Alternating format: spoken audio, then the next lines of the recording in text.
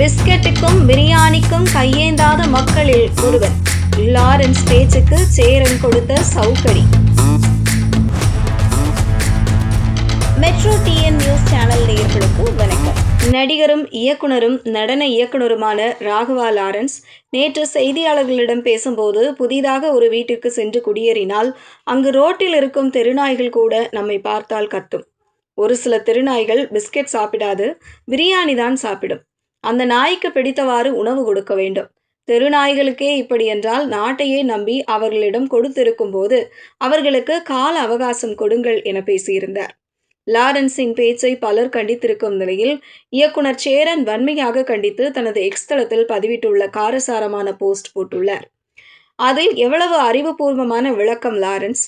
உங்க சித்தாந்தத்தில் மக்களை நீங்கள் தெருநாயாக சித்தரிப்பதையும் பிஸ்கெட்டும் பிரியாணியும் போட்டு மக்களை குறைக்க விடாமல் பார்த்து கொள்ளணும் என கூறி ஒரு வாக்காளனின் உணர்வை கேவலப்படுத்தும் உங்கள் பேச்சை வன்மையாக கண்டிக்கிறேன். மக்களின் எதிர்ப்பு குரல்களுக்கு ஏதாவது போட்டு வாயை மூட வேண்டும் என நீங்கள் சொல்வதில் உங்கள் அரசியல் பயணம் எதை நோக்கி செல்கிறது என புரிந்துவிட்டது.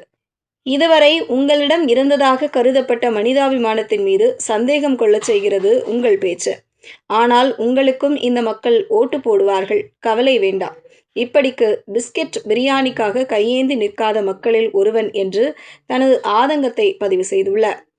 சேரன் உட்பட பல அரசியல் விமர்சகர்களும் பொதுமக்களும் லாரன்ஸின் இந்த பேச்சுக்கு கண்டனம் தெரிவித்து வருகின்றனர்.